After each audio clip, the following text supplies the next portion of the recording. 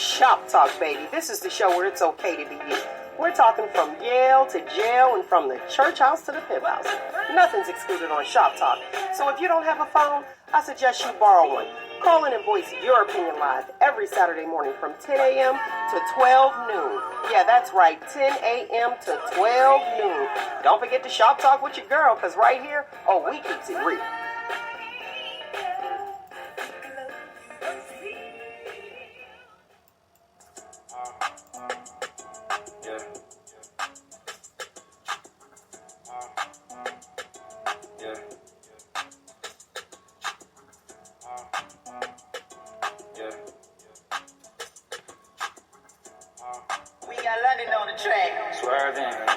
How you look so perfect on your worst days. Double C it purchase, you deserve it. In your DM, maybe Thursday. And in person, but you're curving. Curvy little body, let it surface. Yeah, I'm on your body, make you nervous. I like the way you keep up with your earnings. Yeah, it's okay, you're swerving. I put you from the and you return it. The type to make you feel like I'm so worth it. Play my ex that she did me dirty. Have me fall in love and then she curved me.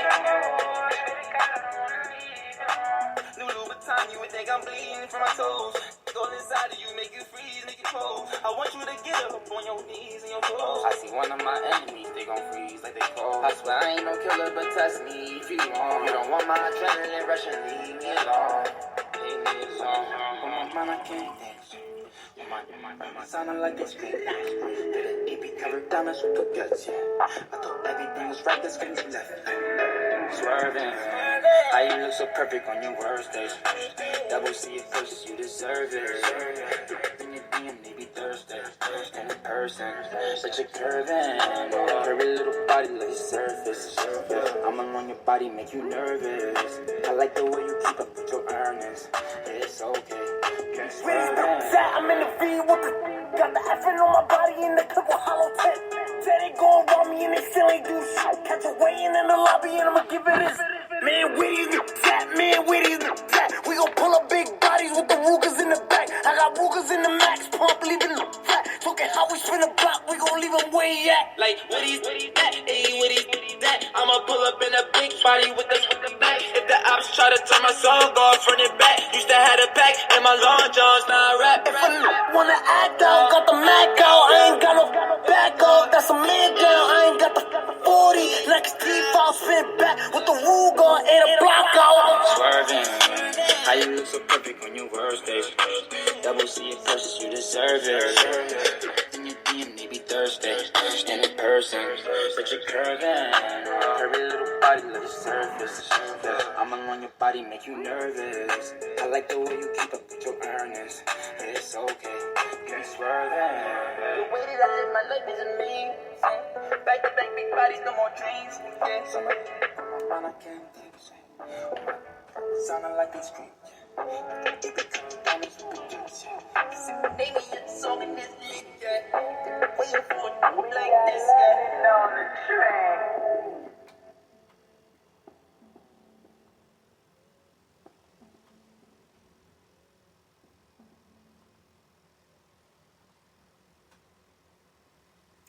All right, good morning, and you are listening to Shop Talk with Mel. Oh, Amber D, we got a lot to talk about. We talked about it last week. Right. Of what we were going to discuss. So I guess some of you guys, if you didn't tune in last week, you'll be in for a great surprise because we're going to talk about it, the cancel culture. That's what we're talking about. The cancel culture, the discussion. We must communicate this for real. Let me put this information out there for you guys who are just tuning in, and this may be your first time listening to Shop Talk with Mel. Listen, you can call in live. You can also text right here. And when you text, we will read, your comments live and post, comment, all that other stuff. Like, share, subscribe. Follow us on YouTube as well. So the phone number here is 619-902-2287, 619-902-2287. For the listening audience, it's probably like, oh, you're going way too fast. What up, Amber? Nothing. Oh man, it's been a week, man. I don't want to It's been a week. It's really been a week. Like, kind of crazy. But, it all work out. So. Right. That's all that's important, that it all works out. It's the way we look at things. Exactly. Okay, so, boo. I'm like, so, let's get into the happy hour. Yes, the happy hour. Where you can find the happy in everything that you do. In my case, my happy is my funny. So I got to tell you what happened, right? Okay. So I was sitting there, I was having a discussion with somebody, and I was telling them about when I ran into the back of somebody. So I ran into the back of them because I fell asleep. Oh, my goodness. Fell asleep behind the wheel.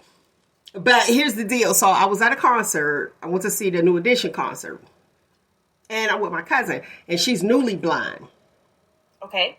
So, newly blind, that's your cousin the whole time, y'all rocking all the time. But she's newly blind, so I keep forgetting that she's blind. So, usually I go to work, I can go to a concert, I can just kick it all day. But it's different when you have somebody with you with a special need. Right. Sight is everything. Listen, I'm for real. So different than, a different disability. She was cussing me out. It was funny, though. Because I was like, I'm going to drop you off at the door, because I'm thinking the regular, I'm like, I'm going to drop you off at the door. And she was like, no, the F you, I ain't dropping me off at the door. And I forgot, because it matters, right? But let me get to this part. Let me get to the part with the accident. So we go, I'm exhausted. I didn't realize I was that exhausted. So she was hungry. So we go on the line, and the Riley's line, that's where we were. Man, listen, we was in that line for so long, I nodded off. Oh, so, dang. Right. Yeah, rallies is slow, man. But we're in Cleveland. So okay. I'm in the line, and it is slow, and it's late at night, and I nod off. I don't even realize that I nod off. Usually when I wait in line, I put the car in park. Didn't put the car in park. I woke up to a bump in the car. Boom. Naturally, here I am. I'm looking at her. You know what I mean? Her head on the swivel. What happened? Right. And I'm like, you ain't tell me I was asleep. Forgot again. Oh, goodness. Forgot she was blind. So she really want to know what's going on, right? Yeah. Listen, when I woke up, I was like, I'm not getting out this car, because I done bumped into this big truck, right? I was like, I'm not getting out this car. I looked, I seen it with some white dudes. I was like, oh, I'm really not getting out the car. No, I'm really not going, right? So then I guess we both thinking the same thing. They white, they downtown Cleveland, they probably looking like they black. I ain't getting out the car, so we both got the same standstill. So my cousin was like, what happened? I said, I done hit the back of the car. I said, why'd you tell me I was asleep? She's like, what? How am I do that? So she didn't know. She just said, what happened? Listen, they get out, the door opens, the passenger side door opens. So now I'm back some, because, I'm like, I need to make sure I got a way to exit. I need an exit plan. So all this smoke comes out of the car. Then the other door, I guess they let the window, they open it, all this smoke come out the door.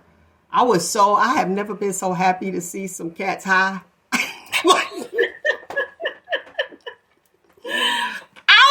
Happy to see them there. I was like, oh, they got smoke.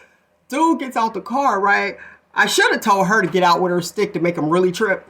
Get out. You know what I mean? That's what I should have did. Should have been like, get out. You go over there. Anyway, dude gets out the car. He looks at the back. He was like, you got a few scratches. He's like, but nothing's wrong here.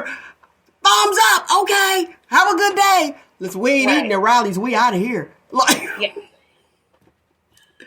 was like, we have escaped. I have escaped, But that's the happy. So that's why I was like, the happy hour. You always have to look at things and say, okay, look at my present situation. Live in the moment. What's the funny about it? Don't take me to a funeral. Okay. Don't sit next to me at a funeral. I cannot help it. I can't. All right. Yeah. I am that person. So, happy hour, go ahead. What happened crazy with your life this week that you got to look at the funny? Oh man. I had some friends over and the police ended up coming to my home twice. It was kind of ridiculous, but I just want to keep it brief. But it was just like keep it short and sweet. But it's all resolved now and it's okay. And I really thought about it because like one of my intentions with my home was to be like a hostess and to have family gatherings and things like that. And I feel like most people that I know can attest that almost every family gathering, there's some stuff pops off. No. Right. Exactly. So I was just like, man, because I was like, oh, this ain't happening again. But then I really thought about it, and I was like, it wasn't that big of a deal, and it all worked out okay. And I love throwing parties. So I was just like, I'm just going to be that house, like, oh, they always got stuff popping off there. Like, that's what I was about to say. Like, don't tell me that's the house. Don't let me find out, Aberdeen, you over there throwing wild brothels. You got the police over there. No, it was just, but, things happen sometimes, so, but I was. So was it the noise ordinance or it was conflict of communication or conflict of interest, like miscommunication, what? Yeah, it was miscommunication. Okay. Was alcohol involved? No. Oh, snap, don't let me find, okay. Oh. Right. But I was just like, oh no. What time the party start? What time the party start? I'm leaving by, if it started 7, I'm out at 7:15 because it pops off over there at that B spot. Like, right. I was telling my friend, like, this has never happened to me before. Like, I always am the person calling the police. Like, nobody's ever called the police on me. So I was like, whoa. So wait, did you have to call the police or did a neighbor call the police on you? The neighbor called the police. So, I was just like, oh boy. Oh my goodness. But then I was like, it'll be okay. Everything will be fine. Everything was fine. Yeah. It's all going to get smoothed over. So. And I'm happy. I'm actually doing Thanksgiving this year at my house too. So I think I have. Same guests? Or added? No, mostly. Well, no. Yeah, no. Mostly different guests. But yeah, I have like 9 people at my house for Thanksgiving. How many did you have over this week? 5. Oh, it's about to really pop off. No, everything should be fine. It'll be chill. But yeah, for me, it was a lot. So I was just like, That is hilarious. Yeah, that is different. That is very different. Yeah. All right, what's up? Did you see Herschel pulled out a police badge? No, I just heard about his DNA paternity and situation. And I think he finally agreed to a debate with Warnock. And I was like, it's going to be highly watched. Entertaining. In a bad way. Entertaining. Right. In an entertaining bad way. Not in a good way. Clearly he don't care. I mean, he's still running, which is, there's a disconnect. But you know what though? Is it really? Because I remember like years ago, I want to say it was a Sally Jesse Raphael show. I believe it was. Don't quote me on it, guys. But you guys can fact check that. Where President Trump, let me be respectful, President Trump actually said that he was going, if he ran for something, he would run as a Republican because they follow anybody. I remember and this that. was when he was a Democrat. You remember? Right. I remember they covered it and they discussed it many times. Oh, okay. To be a Democrat. And then, he flipped over. But guess what? There's some validity to it. So now you have a Herschel there. And am I pronouncing his name right? You're right. Okay. And he's still going. And his family is like, no, Herschel Walker. His family is like, no, he shouldn't run. And they're against him. But he's still doing it. And he has backers. Yeah, he has backers and supporters. And I feel like The only thing I've heard that makes sense to me is that his fan base or support base, don't think he's like, the brightest or whatever. The brightest bulb on on the string of lights. Right. But I think they feel like he will fall in line with Republican ideals and voting patterns. So he's still a shoo-in. And no, he can't lead, but he's going to add to their numbers. And so it's like, okay, well, he's certified, like a certified Republican. Like, we know he's going to vote along party lines, and that's going to do us a favor. We don't need him to think. He just needs to follow dictation, and I think he does. So, right, that's why. And I feel like, that's basically like a puppet, and so I think it's kind of reasonable. Okay, so now I'm glad you used the term puppet.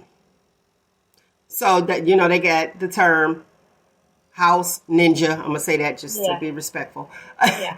And then you have the term token ninja. We hear that. Why is it that we, as Black people, have a problem with that? Those terms? No, with him being that person, with him accepting that position, because clearly he's accepting it. Because like you said, I'm good. I don't have to say alleged on that part. I had to think let's see. Clearly he's okay with being that person, but we get upset when people step into that role, and that's the role that's making him money, and he's okay with it. Why is that? Willingly. I think it's because, it's another situation of being individualistic as a Black person, and he's doing what is best for himself. I'm sure he's aware that he's not the sharpest tool in the shed, but he still has, his ambitions and his goals, and it's like, okay, I have this really big hindrance of my limited intelligence, but I want to be in a position of authority. I want to be a political figure. I want to be a celebrity. I want to impact change. How can I overcome this? And I feel like he's found a path in order to overcome that and still achieve what he wants to achieve. Because he's still running, he's still passionate, he's still insistent on it. And then he's found a way to gain supporters and maintain supporters through all of his blunders, utilizing this strategy of being the token. So,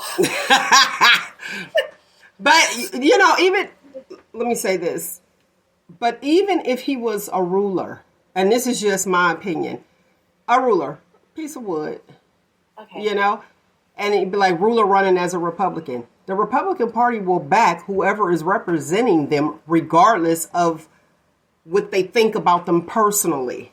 Right. So he applied for the position to be that guy. I'll do that. To be that guy. Okay. So he applied for the position that he know what it entails, and he's okay with that. I.e., Candace Owens taking the heat. And a lot of people not liking her.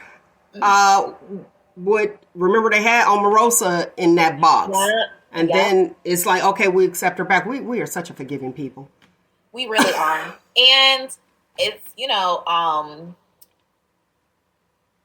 was I going to say? As far as Herschel Walker. Walker? It's Herschel Walker. Herschel Walker, exactly. Like, what I wanted to say as far as he's Republican, I don't feel like it's much different than Democrats. I mean, it's a little bit better, I suppose, but you better talk.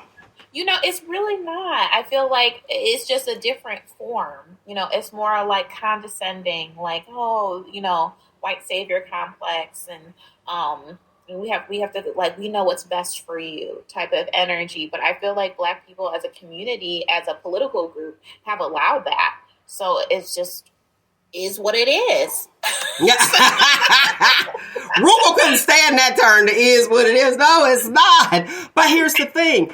I would say, and this is not all, this is just my views. As a Democrat, we as Democrats, and I got to say even, Black people, we tend to take our personal our personal feelings and emotions and project it onto other people or make our decisions based off of emotions. Mm-hmm. And I think that that's why the Republicans are winning. Because it's like, yeah, I might not like the person, whatever. That's our representative. That's what we go for. This is who's representing us. We need another seat in Senate, so we need this guy here. And fine, we know for sure that he'll vote this way. Right. So they're looking at, and this is just me on the outside looking in, looking at the goal, the end goal, and not the process through. Because even like his son being on there and people are looking at, well, that's his son's personal emotions. That's his son, his personal relationship, what he knows about him. And then they're talking about him with, the abortions, and he's totally against abortions, but he paid for an abortion like some years ago. We do have the right to change our mind. What's wrong with that? I think that the big difference here with the political parties is that Republicans understand there's choices that you make in your personal life, and then there's your political choices and beliefs, and they're separating those two because Herschel Walker is not the only Republican in that situation. Right, he's not. They focused on him because listen. We held our politicians to a higher standard. There was a time where you held them to a higher standard. The moral. They cared about morals and values. And then you look back, you look at it now. And after President Trump got in, everybody like, okay, well, I'm in. Throw me in the hat. Right. So that's where that's at. But I feel bad that his son. Not that his son clearly is not going to vote for him. But But I don't know if he's a Republican. They'll vote. They'll be upset, but they'll vote regardless, for who they want, for the representative. But his son coming out and spewing all of that, what was that for? I think it was, to touch on what you just said, emotional. It's very personal, very private. And I think that his son was just like, calling out the hypocrisy. I don't know if you've ever had that experience where, you have an interaction or experience with someone and then they go out and publicly say something completely different. And it's like, use a damn lie. Well, of course I had. Look, they be in the kitchen like, girl, blah, blah, blah, blah, blah, blah, blah, blah. The problem is I air my dirt first. Right. That's me. I air my dirt, or they're trying to find dirt, or be like, oh, what is their child doing? Oh my gosh, what is this? What is that? Like, okay, that don't affect me, right? Especially, you know what I mean? Like his son is grown. You're grown. Mm-hmm. That doesn't affect me. Like 50 Cent, we talked about that last week with the child support. You 25 and you upset you getting $6,500 a month, and you want to put that out there in the community for what? Yeah, for what? That listen, I'm with 50 on that one. It don't affect me. And here's the thing: how about the people that wait for you feel as though that you need to justify somebody else's decisions or someone else's actions, and they want you to justify it so that you're more comfortable? Nah, that ain't me. You ain't comfortable? Keep moving. Which brings us to our topic: cancel culture. About to get deep up in here. Cancel culture, Amber D, the discussion. We got to talk about it. Do you know that there are phrases that are now supposed to be off, I guess, out of the Webster Dictionary or out of our language? They want to remove the verbiage. Well, I know a lot of social media platforms will censor certain words. The AI, so it's computer, but a person is entering words that they as a company are like, we're not gonna utilize those terms. Exactly. We're not gonna allow this, that, or whatever to spread through our platform. So it could be words like,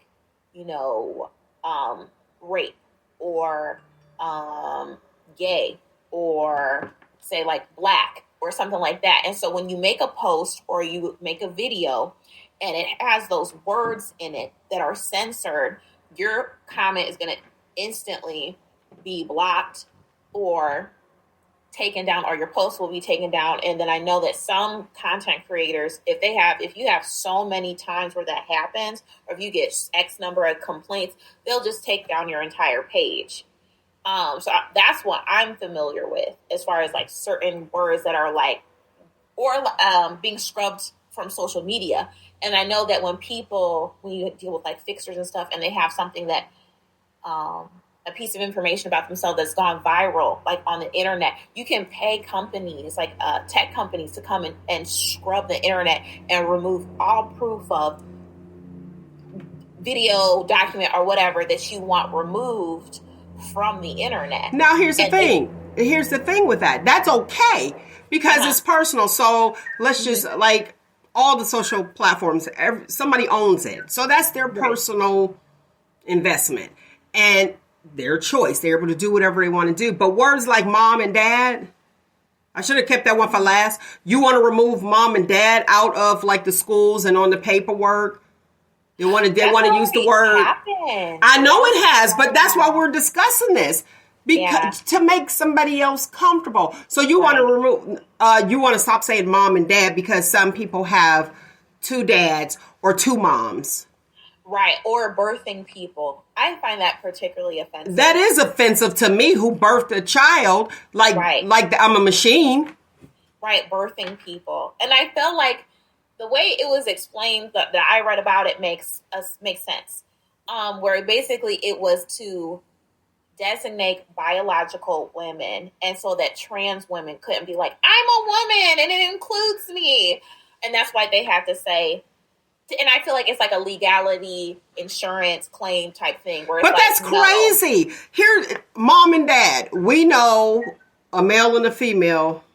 Those are the two main ingredients to reproduction. The natural way. Right. Okay. And even if it's not the natural way, you still need a mom and a dad. Right. Why are we removing these words to make somebody else more comfortable? I'm not done. I'm not done. You know, if you make a decision, it's like, okay, let's erase that. That doesn't exist anymore. No, let's add on. Mom, dad, parent. Parent is a good one though, because that guardian, guardian, mom, dad, because you feel bad. And I was watching the Dr. Phil show, and this lady was on there. She was like, "Well, my child has two moms, so I don't want my child to feel this way." You made your child feel that way. Okay, now wait. So all right. So here's the next one: brainstorm. That's another one. They don't want to say brainstorm. Well, we know brainstorming. That's what. You grew up with it, you know, like, okay, well, I'm getting ready to write this paper, or even us having this dialogue right here, brainstorming. We're just discussing it like, okay, tell me your views, I'll tell you mine. Well, people who have been injured and have a brain injury may be offended by that word. Did anybody come out and say they had, like, come on? Right. If there was like a whole, like, little organization that started to support people with brain injuries, and that was a reoccurring theme, I'd be like, okay. But I have yet to hear that. Yeah, that's one. You know. Girl, I'm about to get you. Okay, master bedroom. Oh yeah. You understand that one? Yeah, I've definitely heard that one. Do you understand it? Yeah. Okay. So I mean, it's pretty straightforward, but like. Is it offensive to you? What is the word? I mean, when you get the historical context of it, yeah, it's kind of like, okay. But then I feel like, because I do live in a century home, like, I'm like, well, I'm the master now. Right! Okay, show enough. Okay. Who's the master? Okay? Like, I'm here. You know? So now they call it in real estate. They were talking about removing that, so they call it the primary. Right. Yeah. So they're using terms like the primary or the owner. I like that. I like that better, like the owner suite instead of the master suite. You know, But wasn't the owner considered the master? Right. So are we just removing the whole word master? I guess so, but I feel like there's less historical weight to owner than to master. So, and unless you're just, you know, thinking master as a verb. And that's That's me. You know what I mean? I mean, okay, that's where it happened. So do we not say land? Like, you know what I'm saying? I mean, do we just remove ownership? The word owner?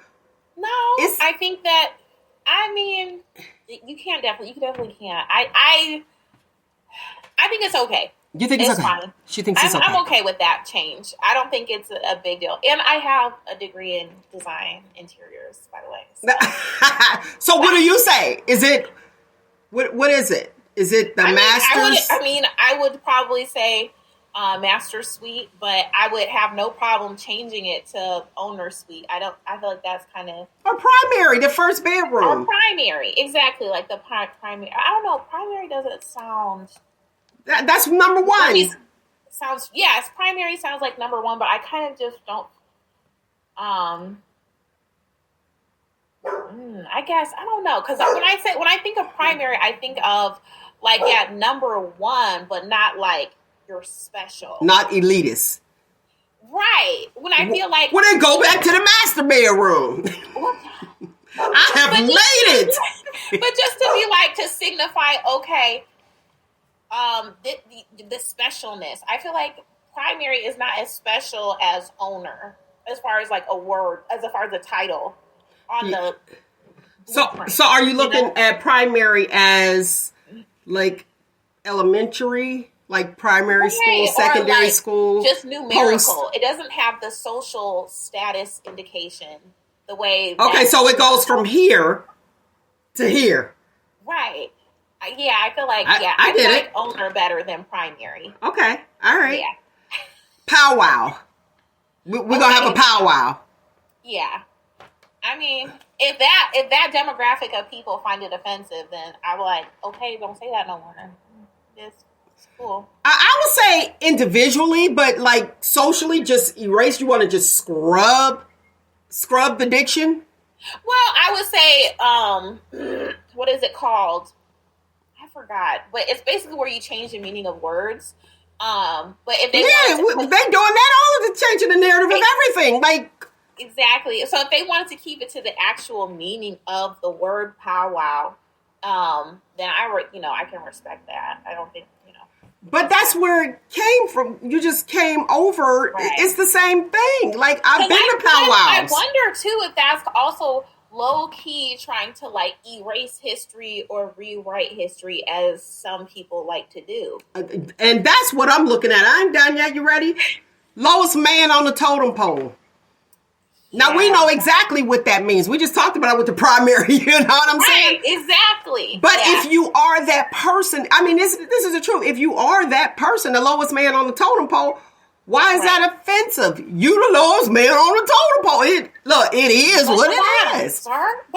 Like, that's that everyone gets a trophy. Everybody get no. Everybody gets a certificate of participation, but everybody don't get no trophy. You have to have a standard. Here's one: tone deaf. Tone deaf. How you feel about that one? So offensive? What? How is it offensive? Deaf people. But you know me, I'm like, they can't hear us anyway, so. Look, let's be real. It can be written.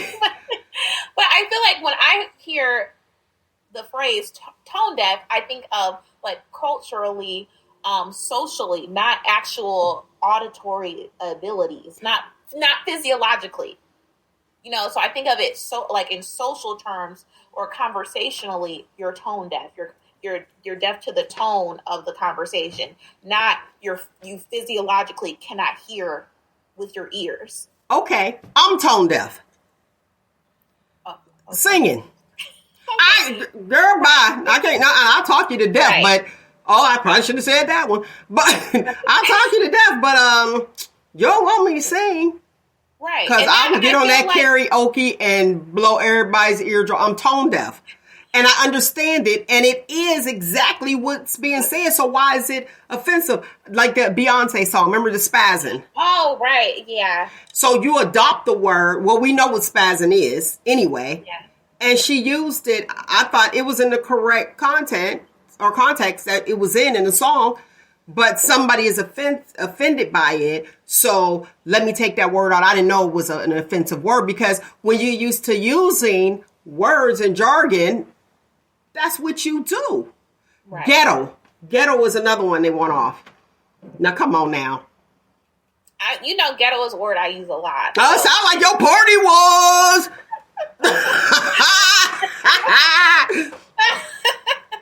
So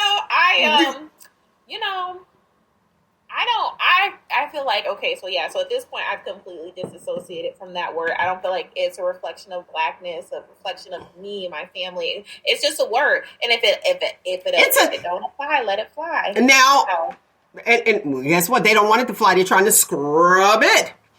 Ghetto, the hood. We determined it's something different. Acting ghetto, acting hood. That is not a color. Right, exactly. It's not a color. And it's like, why would you? Clearly, you must feel like that's you. You know what I'm saying? Right. If you're offended by it. Oh, my goodness. When black women have over associated with the term baby mama. Like, excuse me? Baby mama can be any color. And no, that's not something a term that is specific to black women. And there's other words that black people have become, and they're negative, of course, that black people have become overly aligned with. Like, that don't mean black. Okay. Like the B word. You can't, you my homegirl, but you can't call me a B. Some people are okay. They look at it as a term of endearment. Right. No, I'm not. And a baby mama, somebody introduced me as my ex-husband's baby mama. Right. And it's like, no. Listen. That's not correct. I checked that because I'll never be a baby mama. Okay? Yeah. I was, and I said, when they said it, they was like, oh, this is so-and-so's baby mama. I said ex-wife. There's a difference. And she looked and she was like, that is a difference. I said, it is. Yeah. Let's be clear. I'm not okay with that. But it's up to us to accept it. And that's why I was like, these terms, why are they so offensive? Lame.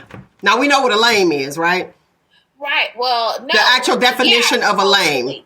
But there's you can actually be medically or physiologically right. lame. And that's why it's offensive to the handicap, because they're actually lame. But we're just using the words handicap. Right. You know what I mean? We're just actually like, oh, okay. And then we actually say what it is. Oh, that's a double amputee. Or we just actually say it. I don't think that the word lame, as it is in Webster's dictionary, is used in that way anymore. Because go ahead. I feel like the word lame, if I remember correctly, just that population that it actually applies to. And that's why I feel like the word powwow and all that stuff, I'm not a part of that population. If that population is saying it's offensive, okay, I respect it. End of story. I'm not invested. How about I won't use it with you? Since you're offended. And so I feel like, if I remember correctly, the people that word applies to them, they found the word offensive when it was being correctly used. Like, describing them as being lame. Like, no, refer to me as handicapped. No, refer to me as disabled. And there was another one just recently, in maybe the last 10, 15 years, where it's just it's like a whole sentence. And I can't even remember it. You know what I'm saying? How they make it more and more complicated. And I'm just like, okay, so if I remember correctly, using the word lame in the Webster Dictionary, correct use is actually more offensive than using it socially. Like, you should not call a disabled person, oh, they're lame. That's a lame. Right. That's all. Like, I would not. So disrespectful. Exactly. So that's why. But we could call each other. We'd be like, that's lame. No idea. We'd be like, oh, that's lame. That's whack. You know. Right. But if you called, I would feel like in today's modern time, if you called a disabled person lame, they'd be like, you're getting canceled, bro. Girl, they rolling with picket signs. Right, exactly. So I think it's actually offensive right now to use the word lame in its correct term, in its by its actual definition. Okay. Yeah. Blindsided. What do you think, Nick? Blindsided, is that offensive? Or do you see how it can be? What's the alternative? I I don't see how it can be because You didn't see it coming. I thought about something. It's like something that you didn't see coming. Now, hopefully, it's not offensive to a blind person that actually can't see. But if it's like if you write it won't be offensive. Then you're blindsided by it. Like, you hear me? If it's written, they won't see it. Oh God! You know what? But it means forgive her. But it means exactly what it's saying. Right. Blindsided, so it's used in the proper context. Like, right. I don't understand why. I can't understand that. But I'm not blind. Right. But for somebody to just use that phrase, it was a phrase, and then now, like, God forbid, something happened. If I become blind, would I be offended by blindsided? No, I will know exactly what you mean.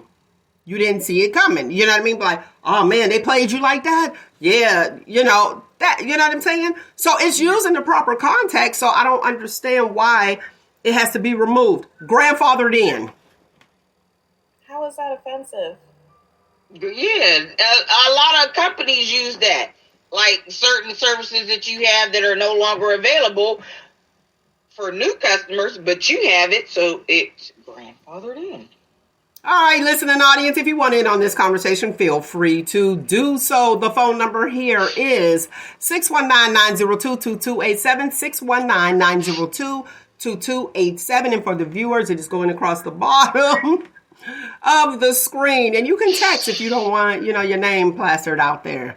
Listen, grandfathered in, they say that it's offensive because it goes all the way back to slavery, where, air quotes for the listening audience, where the white man allowed his people to come in. So they grandfather. Right. Now, here's the thing. Come in where? Come into like a job. But watch this. So I said, that's called nepotism. Or racism. No, how is it racist? If you're hiring someone, you're in a position of you're in a hiring position, and you hire someone just because they're the same race as you. No, I didn't say race. I said family members. That's family members. That's how they. Oh, yeah, exactly. That's nepotism. Right, and so that's what I said. I was like, that's not offensive. I said because grandfathered in is you've been working here. They look at it as, and I said, you mean like favoritism? Because I was trying to understand that. Right. Okay. Well, but so if you were dedicated and you were there, okay, now we have these new. All right, here you go. Good example. Computers now. Computers wasn't a thing. Like when I was first working, you had a few computers, but it wasn't like everybody needs to know these programs.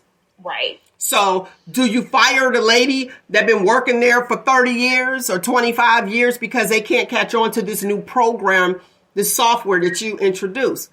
No, but on the application it says you have to know A, B, C, and D. That person will be grandfathered in. I don't see where it's offensive. You want her to get out so you to make space for you? Like, so what they're saying is that the actual term grandfathered in originated in slavery, and it was how white people passed on their slave ownership to their relatives. That's what the. Okay, well, I didn't know that. The gist is something new today. I don't know if you learned it. We having a discussion. Look, I don't know if you learned it because I'm still sitting there like that's nepotism. Like, exactly. So I'm saying, maybe what they're saying is instead of saying something that's grandfather, and you should say, "Oh, that's nepotism," if that's what you're discussing, because the origins, because that is the origin of that word, which term. I didn't know that. But watch this. But that's like, this is the family business. I'm passing it along. Right. Okay. Well, you don't have to have all the credentials. I'm trying to understand that one. That one, that kind of like threw me. So that's why I'm like bringing it up so we can talk about it. Well, I think it's a lot of words like that in the American culture because people still don't want to discuss how ingrained slavery is in American history. And I feel like just this discourse on the origin of American terminology and words reflects slavery was like the fabric of American society, and that's why it's everywhere in all of our words. And like, and when you look into the history of those words, it's like, oh yeah, that started in slavery. It's like, well, what didn't start in slavery? What's that? You know? So yeah, I feel like that's the greater discussion. All right. Master plan. They want to remove that phrase. They want it out of here. That sounds, I think, a school shooter when I think of a master plan. Yeah, like he had his master plan on his computer. The word master, but then master could be related to anything. Mm-hmm. So I could see where they, but then that's all in the mind of the person that is using it. Like if you taking your mind back to slavery days for the master, then I can see why they're talking about removing it. But like usually if you're talking about something like, oh, they thought of a master plan, like nobody with common sense will go back and be like, oh, you using this. Yeah. Well, and I feel this like cancel culture is just, it's getting ridiculous because that's all it is. Cancel culture. They're starting to remove words that we've been using for cancel culture. It's ridiculous. Come on, y'all. Like, are we that soft now? You know what I think of when I hear master plan? A song. Paid in full. Eric B. and Rakim thinking of a master plan. That's what I think of. I ain't offended. I'm like, well, you know what I'm saying? I'm thinking of paid in full. You know what I'm saying? Exactly. Like, now y'all want to pull words, like, for what? And now back to the mom and dad. The removing of the mom and dad word. And the lady that I said was on Dr. Phil that felt like she didn't want her child to be separated or feel indifferent. Well, what about the child who has a mom and a dad? You want that child to feel like they're different? You understand what I'm saying? So it's okay for everybody else to feel different, but I don't want my child to feel different. So on the paper, don't say, when you're like, make sure your mom or your dad sign the paper. What about the mom and the dad and the dad? And removing those words to me is an issue. I think we need more communication, not less. And if you're going to change something, add on. Kind of like how I felt with different styles, different, gangs, different flags. Like when you have, and here's the thing, have your different flag, but why take something that is and make it yours? Like, I never forget, I always used to wear the bandanas. Back in the day, I wore this bandana. Then, you had the gangs. I'm not going to say the gangs, but you had the different gangs and certain color bandanas. Now, this is a new thing. They adopted what was already. So now I can't wear these color bandanas because, dude, I'll never forget. I was on the corner of Hillman and Indianola, dude, throwing up signs. I was like, huh? I had no idea. I'm trying to be fly. You know what I'm saying? I'm matching head to toe. Like, wait, what? And then I realized how serious it was. I was like, oh, wait, what? I can't even wear this anymore. So now I can't do this. I.e., and I love everybody. My LBGTQTIA, I think. Is that it? Or LBGTQ? QIA. I said TIA. Y'all know I'm a nurse. You know I'm a nurse. Talking about TIA. Y'all know we got our own initials. Like, oh, we had a stroke. You know what I'm saying? But the flag is a rainbow flag.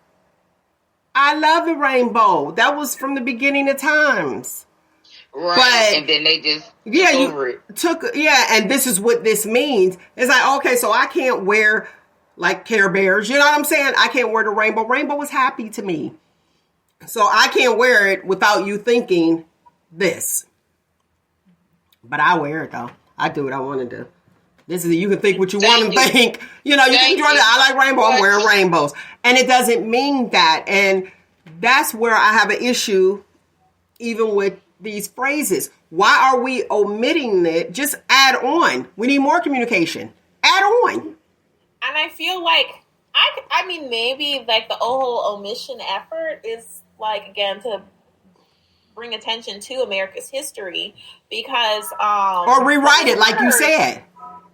Yeah, or erase it. That would be that would be, conspiracy theory. Like, no, they're trying to erase history of what was and how pervasive, slavery was in American history and how it touched on everything in American culture. So they're trying to... Aren't they trying to get rid of that out of school, teaching that in schools or certain things in schools? Why? These kids need to know. You know why? They need to know. I'll tell you why. The old adage, if you don't know your history, you're bound to repeat it. Yep. So, you get blindsided. You come back, you're like, oh, wait, what? Oh, wait a minute, hold on. You're not going to repeat. If you know already that this has happened, what's the chances of you going down that rabbit hole again? Like, I ain't going to go that way. Mm-hmm. You know what I'm saying? It's like, no, you're not going to trick me. That might be another one. Next, they'll be trying to remove the phrase, I'm not my ancestors. Now, that's we remember. Then they'll have to look up and be like, what is ancestors? Oh, what happened then? So, yeah. You're right, exactly. So, but they probably will remove it like, oh, wait. Remove that next. Yeah. You right. Yeah, I need racists to know I'm not my ancestors. Oh, there you go. You heard her, Amber. Good morning. There you go. Yeah, good morning.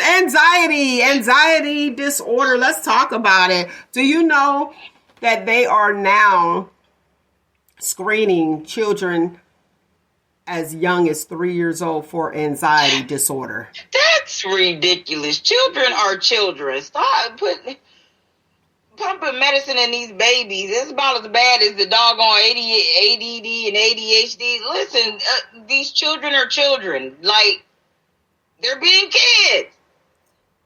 Speaking of that, look, this is off a little bit, but speaking of the ADHD, Adderall they got like a shortage in it, so they're trying to have doctors prescribe something different. So they're trying to get rid of that as well. And I'm going to say this because I have to, because that's just who I am. You got to listen, people who are on Adderall and you want to just get a mail in because your pharmacy don't hold it or, are no longer holding it. Some of them, not all of them, are carrying it. Let me say this. This is just me. I will not order medication, especially that comes in a capsule. I'm not ordering it from somewhere else. Now you mean out of the country? Or out of the country. Because you don't know what can be put in it. It's a capsule. Open up, boom. You hope everything is fine and you pray everything is fine, but I'm just that person. So I'm not telling you what to do, but for me, I'm not. Somebody needs to be held accountable. And if you order it, you got to look at that fine print. And you don't know where it's coming from. I mean, it could be coming from, I was about to say somebody's name, but I don't want to mess that up. Look, I don't want to start no trouble. Right. It could come from Jacqueline, and I'm using air quotes. That's just the name. Jane Doe. And in her kitchen. And she's like, oh, I'm going to make this. This will do this. This is a stimulant, and that's what I'll do. And I'll mail it. People, be careful. And this whole fentanyl epidemic is off the chain. And you don't know if people are putting that in there and trying to kill people. Because remember we covered the story with the guy who worked in the hospital. Anesthesiologist was putting stuff in the IV bags and killing, causing them to have heart attacks. And that medicine, the IV bags, that medication was being distributed to different hospitals and it caused people to die. So you just got to watch and you got to pray. But I'm going to tell you, with the Adderall, look, speaking of that ADHD, just watch ordering. I would say for your own safety. Make sure it's from a legitimate spot. Now, back to this anxiety as early as 3 years old. We all suffer from, and we fear the unknown. Mm-hmm. First day of school. How many people, I don't care, you went to school every year. The first day of school, anxiety set in. Mm-hmm. I set my outfit out. I'm a clothes person. Set my outfit out. I was like, I'm about to kill it. They probably about to take that off too. I'm about to kill it with this outfit. You know what I'm saying? Like, oh, I'm going to be sweet. Like, what? Anxiety. You're anxious. Before production. You be like, oh, I got to pee. Like, right before you go on stage. Right. Anxiety. Right. So I'm like, 3 years old. How do you assess a 3-year-old for anxiety? Like, I mean, 3-year-old. I don't know about at 3 years old. Maybe I feel like just like we were talking about the Run rappers baby mama, and people were calling out what they observed in her live video with her 3-year-old child. I do feel like if you're around children, you work with children, you'll notice things about children, and you'll notice when a child's doing something that's out of the ordinary or has a different pattern of behavior that you're used to normally seeing. And I think bringing more mental health and mental health awareness into our schools and with our younger people. But that's when you specialize in growth and development. Right. And so I would think in the schools, if you're an educator and you see something that you think is kind of odd, unusual, an anomaly, having the resources available to report it and get that child additional help, or just inquiry if you're concerned about something that may or may not be happening in the home. I think that's a good thing, so I look at it as just more resources available to children who may need it. 3. I feel like a lot of stuff, like the real stuff, the diagnosable stuff, you'll start observing patterns pretty early, like social patterns, very early in that child. Oh, they would have had me all. If my mother, listen, I'm telling you, if my mother had me evaluated, they probably would have had me like I got some mental health issues. I'm just not doing it. Oh, she's isolated. And this was shared with me from my family members and my mother. She said the same thing. She was like, when you were done playing with people, you just went away off to yourself. I still do that. Like if I'm not feeling the energy, I'm out. Yeah. But that's normal for me. That don't mean I have a mental issue where, oh, she's a sociopath, look at her. Or, oh boy, look at what she's off to herself. Then there's children over there, she's not interacting. What's going to happen to her? I think we're going a little too far. And at 3 years old, I'm with Nick. At 3, they're learning their personality. Mm-hmm. Right. But you know what? They did say, what age is that? Is that by 2, they'll have their personality? It's right. And now I'm sitting there thinking like, well, she learned my personality because she said when I was younger, I used to be like, I'm out. Without saying it, like, I'm out. And I still do it. Mm-hmm. I love you all. But I feel like with anxiety, that's more... So anxiety is... Like, I was actually just watching some videos about anxiety versus stress. So stress is external and you're aware of its source, where anxiety is internal and you're unaware of its source. That's why I say you fear the unknown. That's why... Right. And that's the way to remember it. Exactly. And then like anxiety is something that carries on. I think it's persistent and strong for over 2 weeks. So who's watching this 3-year-old? Who's watching this? That's for like older kids. Yeah, and I get that. All right, let's do this.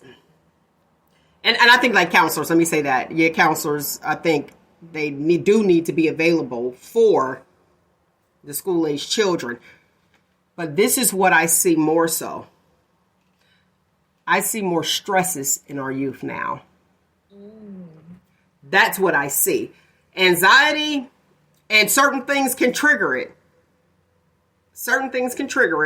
But I see more stress in the youth versus like anxiety. And that's just my thoughts. Mental health in the Black church. Do you think the Black church contributes to mental health issues in our community? Positively or negatively? Either way, let's shop talk. Go ahead. Yeah, I think definitely. I think in some ways the Black church positively contributes to mental health as like I don't want to say something offensive, but like just talk, girl. This shop talk. Self-medicating kind of thing. That's not the most accurate phrase, but that's kind of what's coming to my head. But then I feel like it more contributes often to negative contribution to mental health in the Black community, as in like a hindrance, a distraction, stumbling block. Okay. So it's not always all bad, but I feel like it's more bad than good contribution. Okay. Nick, your thoughts?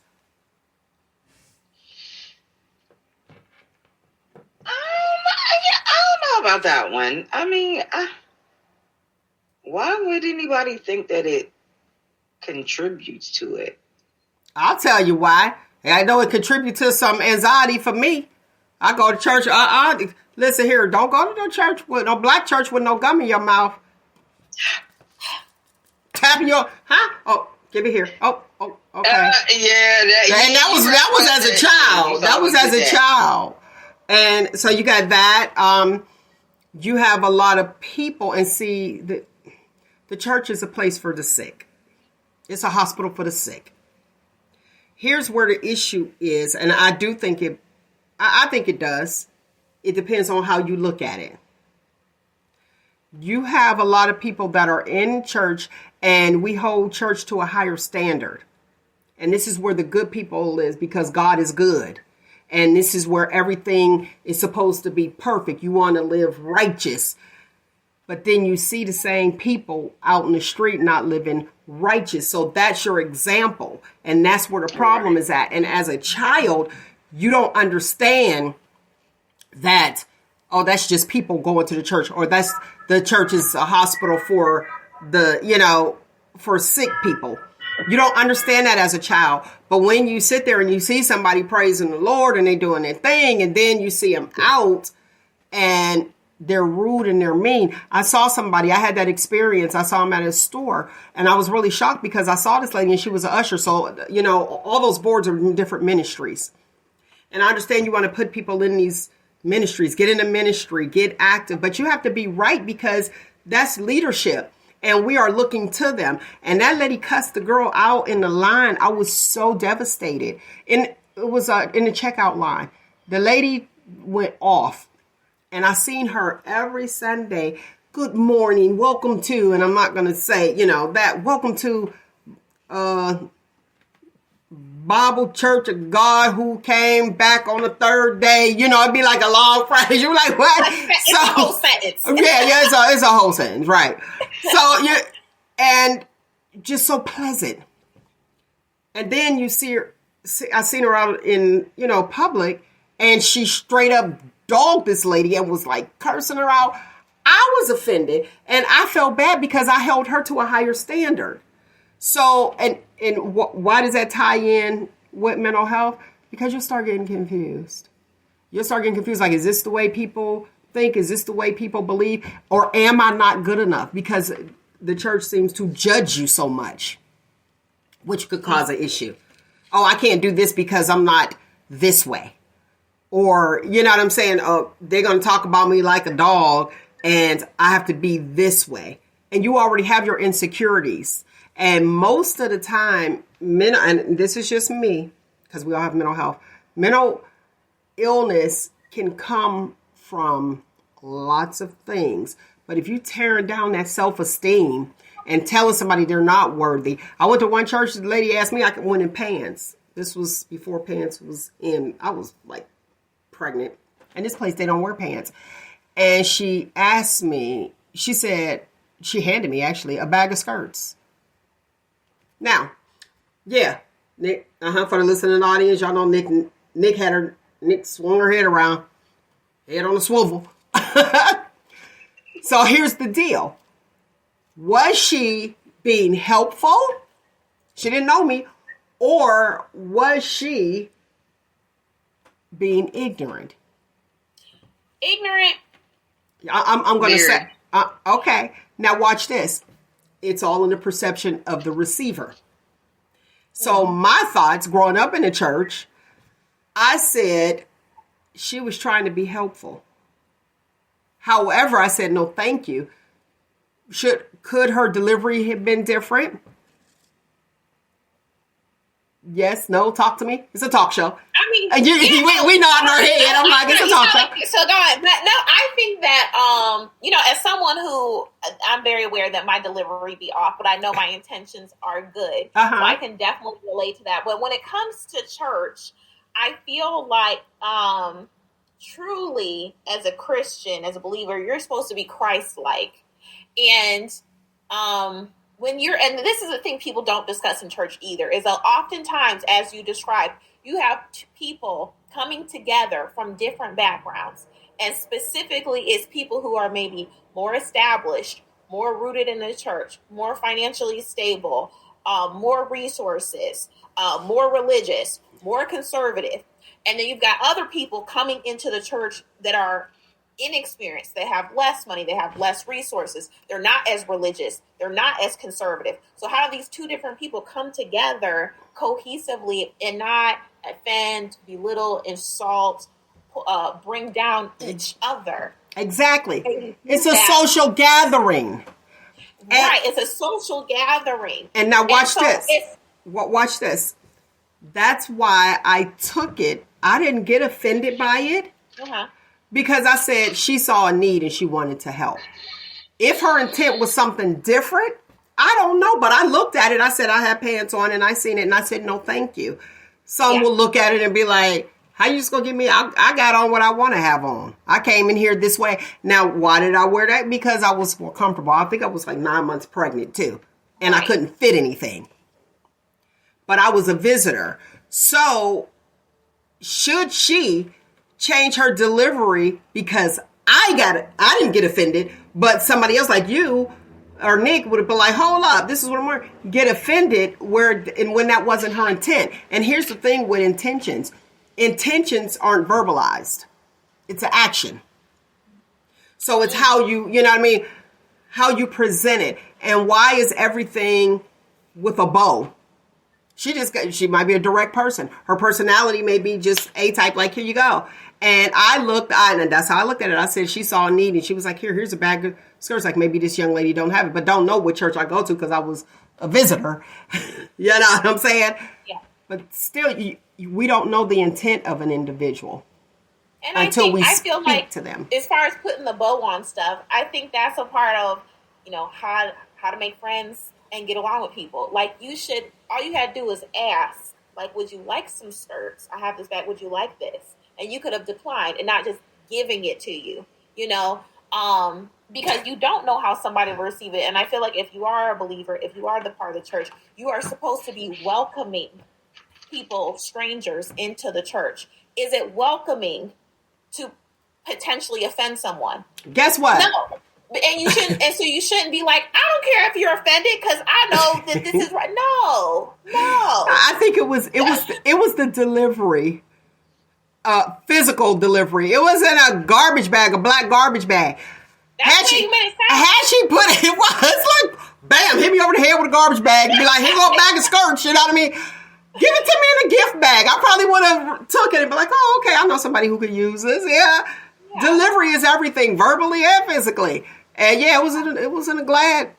I'm just saying Glad because that's what I use. That's what I'm saying. It's because, and I feel like also I'm a secondhand shopper, and I get there is a whole layer culture around gift giving, especially if it's a secondhand item. So I definitely understand that. No, you don't just give something to somebody and not even ask them if they want it or if they're comfortable with it or whatever. Yeah, it was definitely. No. Nope. So yeah. So it was given bad intentions. It was given being smart. Or arrogant.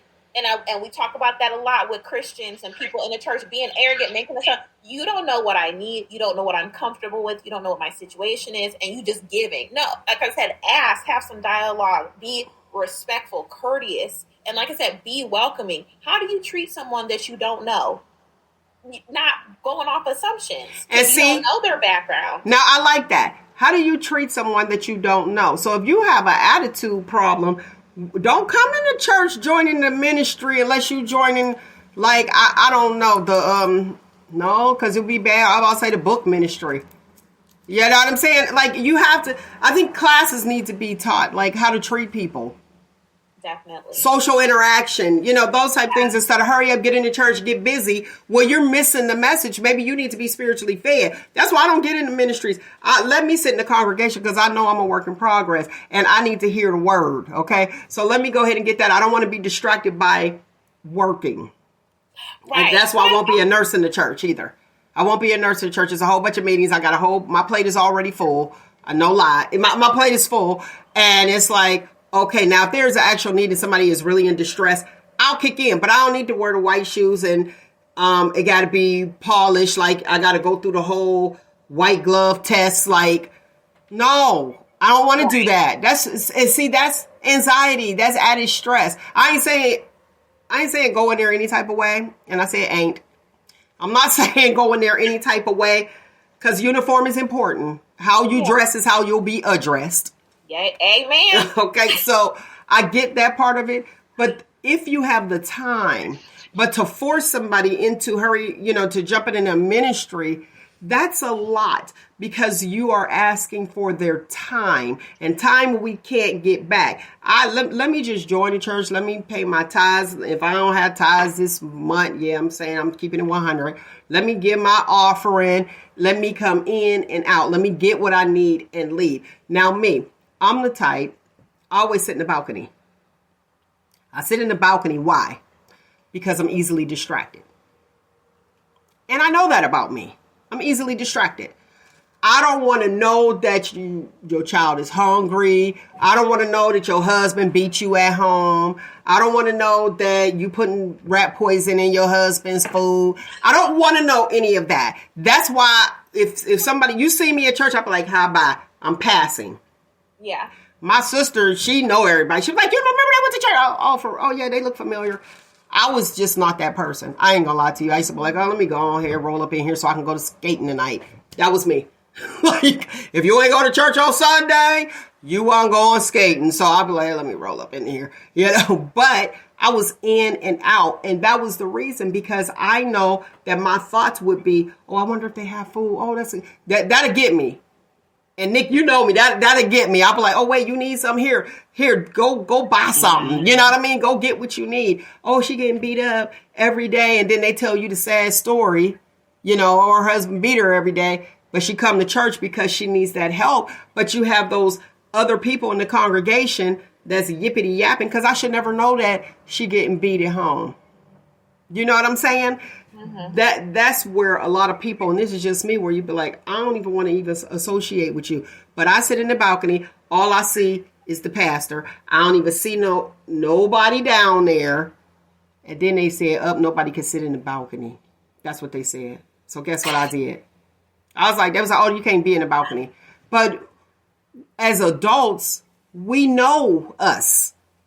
And there's a reason. And instead of people saying, no, you can't do that, this is what we're doing. I'm not disrupting anybody. I just want to be by myself during this time.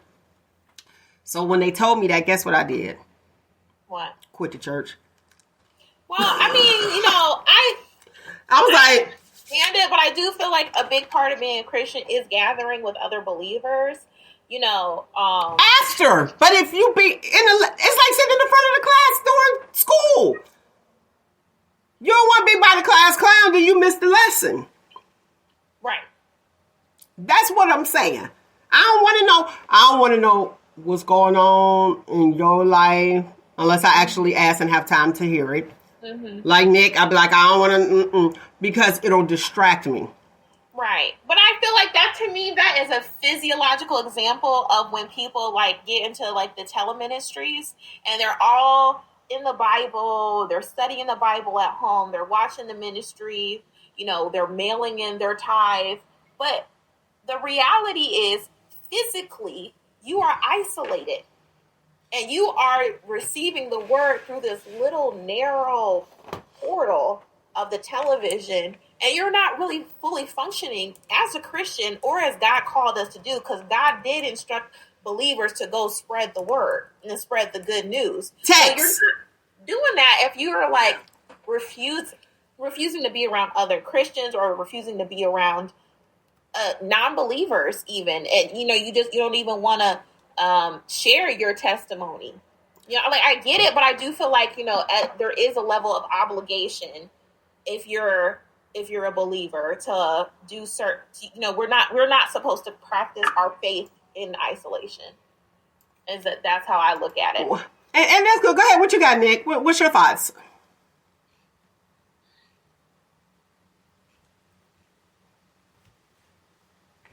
You don't have nothing? Not right now. My mind is just everywhere. But I am like Amber stated, you're actually,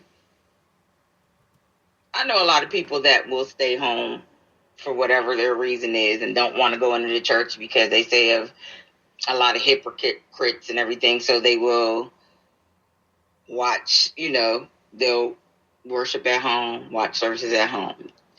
That, to me, I regardless of the hypocrites or not, I'm going for the word. I'm going because I'm being obedient. That's what you're supposed to do. I'm like you, though. When you go to church, you really do need to learn to block other things out and just focus on getting that word. Period. Just, it's more about your mental stability and learning how to block other things, negativity, because that's still, to me, negativity. Block out the negativity, and you're supposed to just focus on getting that word, period, point blank. I mean, you don't have to be mean about it, right?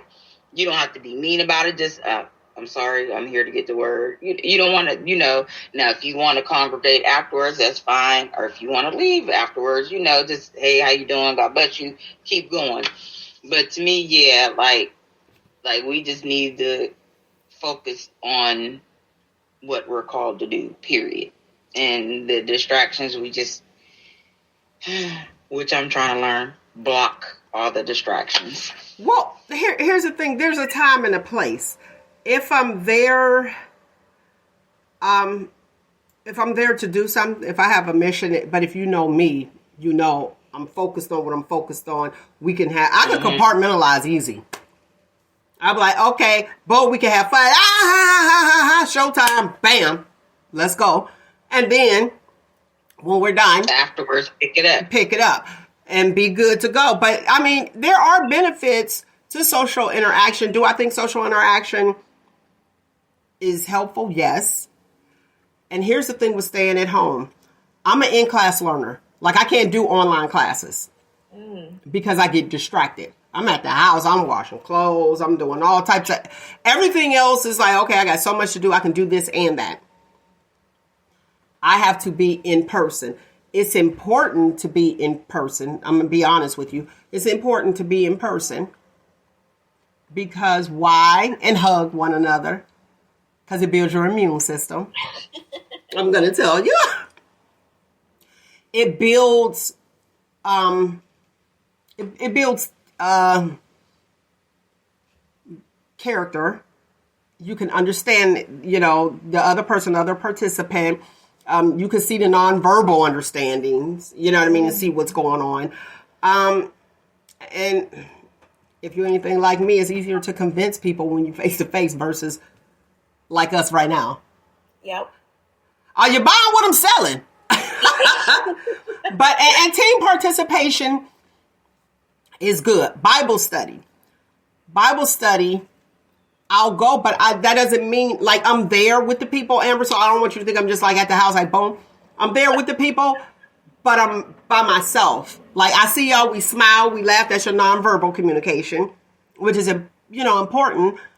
But I don't want to be up underneath you. You understand what I'm saying? Right. No, I totally understand what you're saying. I do want to touch on what Nick was talking about, and we brought it up already about the hypocrisy within the Black church. And my advice to people is, this is from my own personal experience, is when you start to really get into that introspection and self-reflection and personal accountability, you'll realize, wait, I'm a hypocrite too. Like we're all imperfect beings.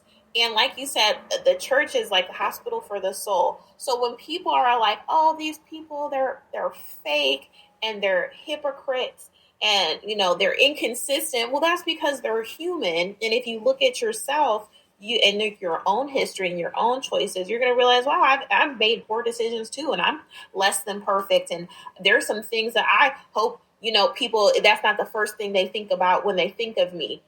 Does that mean you shouldn't go to church then because you have a history, because you've made some poor decisions, because you've had some embarrassing moments? No, but you're growing as a person. And the reality is you're going to make more mistakes. So if you can give yourself that leeway and grace to say, okay, I messed up or whatever, or I did that, but I still know I'm a good person, then you should be able to give that same grace to people in the church. They're trying, just like you're trying. and you wake up one day and you're doing real good, and then the next day you ain't being too godly. And here's the thing. It says, take your burdens to the Lord. Lay your problems at the altar. Not to somebody else in the church, because they telling everybody. And that's where the issue is. It's like if you don't tell them, they don't know. Yes. So with that being said, that's why I do what I do. Me personally. The socializing, hey, how you doing after. But I don't want to kick it with my people at the church. And that's okay. I don't even kick it with the people I work with. Yeah. You know what I mean? It's separate. We have different type of relationships. Like, and if you get to like where work and then we become real cool, there you go. But I'm just not going to work asking all your business to tell somebody else. Because that's exactly what it is. Y'all think I'm playing? I had somebody do that.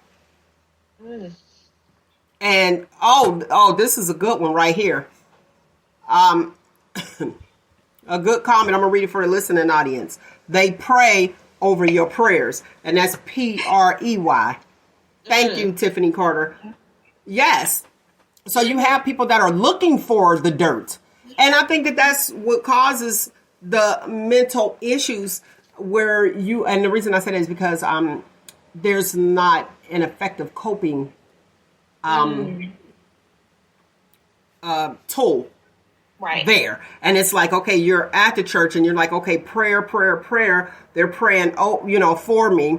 And you go in there like, okay, I don't know how to cope, but I'm dealing with this. Like you were saying, some people use different things to cope. Mm-hmm. Go to church. Some people like on stuff. People are trying to get clean. All that good stuff with everything that's going on with the addiction issue.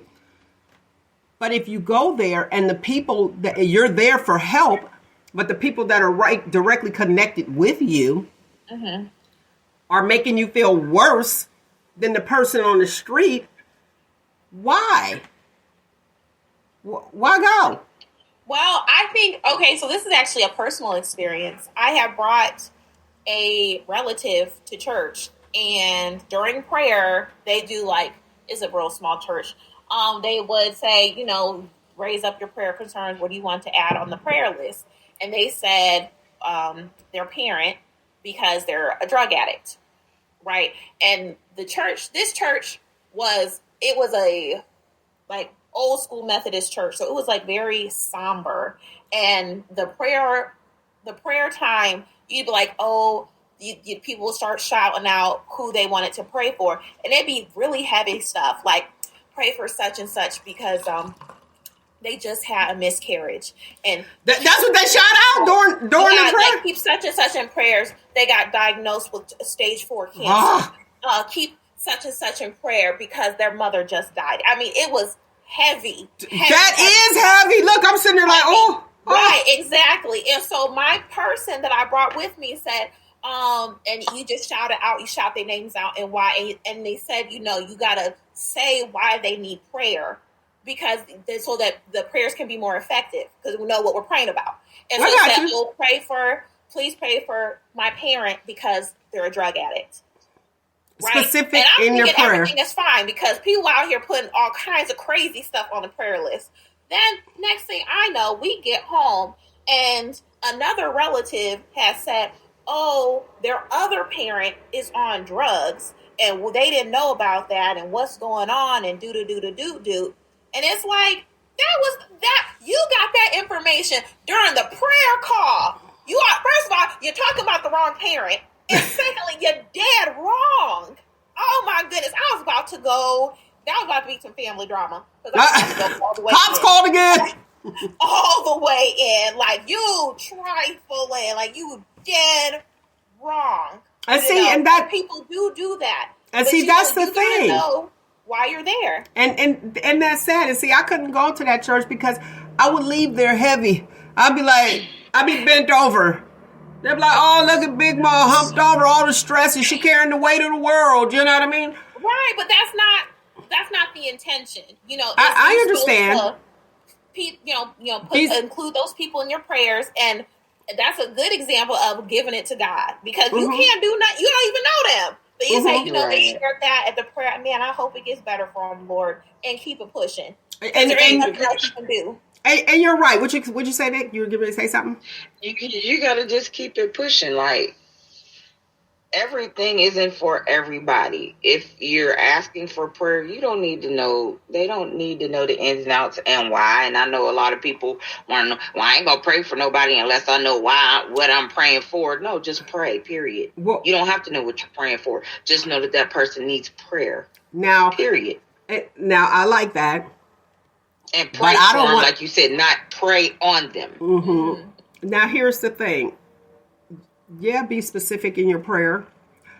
But I do see, like, on social media, they'll say, "Pray for me. Don't ask no questions."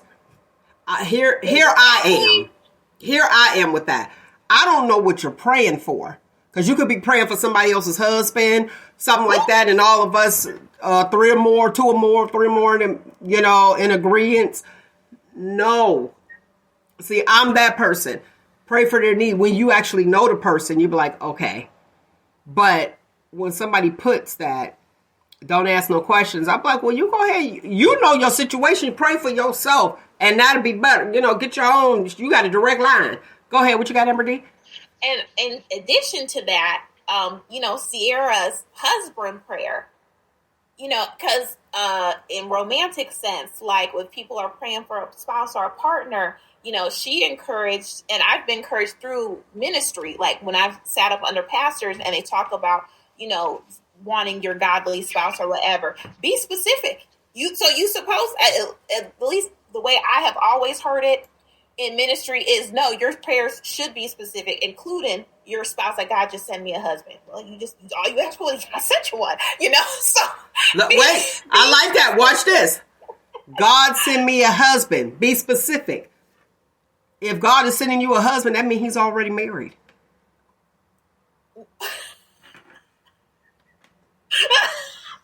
First of all, God sent Go ahead. somebody else's husband. Right. Let's be clear with that. You got to be He's not going to specific. send you anybody else's husband. Watch this out. That is not of God. That is the devil right there. Right, but Period, look, point blank. but We watch bind this. that in the name of Jesus. Right, but watch Do not- this. Don't Listen. ask for nobody else's husband. Ask for Listen. your own. No, listen. That's why you got to be specific. So if you pray, Lord, send me a husband is already married. Send me a man that will potentially be my husband. And I had to give that example of being specific. That's specific. Right, yeah. I'm just saying. Little play on words. I'm just saying, be specific in your prayers. Send me a husband. Then you Oh, mad when yeah. you find out he married. Oh, I did ask for a husband. So, let's You know keep it what? real. A lot of these heifers do pray for somebody else's husband. Okay, and so yeah, I definitely think it's if someone is asking for prayer, is asking you to pray for them, it's totally acceptable, and it does amplify the prayer if you know what you're praying for. Yeah, I think it's important to be specific, but that literally happened to me in real life, and it worked out. It was an elderly person, and it goes back to old people. Excuse me if I'm offending anyone, or church elders. They're just people, and they have just as many shortcomings as a young person, and they have just as much baggage and issues and personality flaws as the next person. True. Yeah. Look, I'm like, we'll get that. All right, let's go with the same-sex marriage, raising children. We said we was going to talk about it. Raising a family. Same-sex marriage, raising a family. Let me put this out here. Issue this disclaimer. This is our opinions. It is not to be offensive, but it is our opinion. And I just got to put that out there. And here's what's interesting. What's offensive, let me say this. What's offensive to me is a listener saying they're offended. So to make sure you're comfortable, it makes I'm supposed to be uncomfortable. Okay, so let's go. All right, what's your thoughts on same-sex marriage, raising children? And let's have a discussion, an adult discussion. think it's okay. I think it really is a strong emphasis on it takes a village. And I think it's a dynamic that can work. I feel like it's so easy to mess up kids. And so is it better than a heterosexual couple raising children? Not necessarily, because what if that couple is really toxic and abusive and dysfunctional, you know? But I genuinely believe that children need positive, healthy, feminine and masculine representation in their childhood. They need the feminine energy and they also need the masculine energy. And I feel like it's a complete disservice to children to sit here and say, oh, they don't need a daddy yet. Or they can be fine without a daddy. This is more of the Black community. Like, no. Your children, they do need a healthy, good, masculine man in their life. And children do need a good, healthy, feminine, maternal figure in their life. Children need both. So maybe they're not biological, but, or maybe they're not in the household, which is a step down, which is less than ideal, but it's better than nothing at all. Okay. All right, Nick, what's your thoughts on same-sex marriage raising children? Problem with it. I don't see a problem with it as long as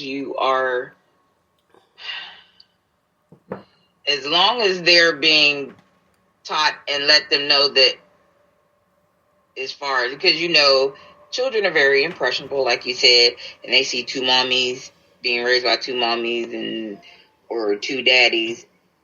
That's not the only way to go. Don't try to steer them in your direction. You want to let them make their own choices, but let them know, teach them early, because we're at that age now where more children are coming out. I'm still kind of confused on that one because you got to let a child be a child. But anyway, but just don't be one-sided on what you teach them. You have to teach them everything. Teach them of the world.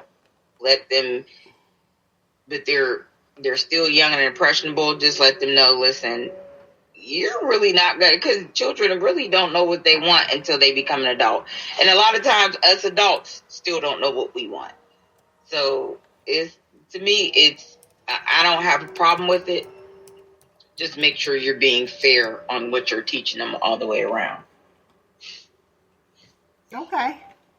I can respect that, especially with the being fair on what you teach them all around. Now, here's my thoughts.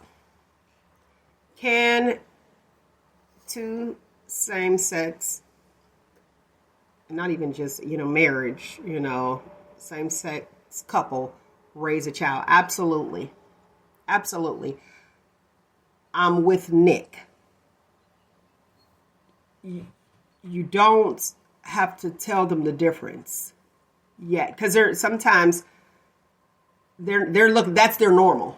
Their norm is two dads at home or two moms. I have noticed with the people that I do know who are in same-sex relationships, raising children, I noticed that with the two women, there's one woman who is dressed like a man.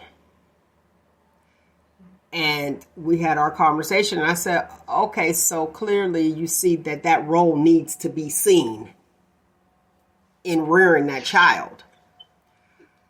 I think that we as adults tend to put too much on the children and give them too much information that is not necessary.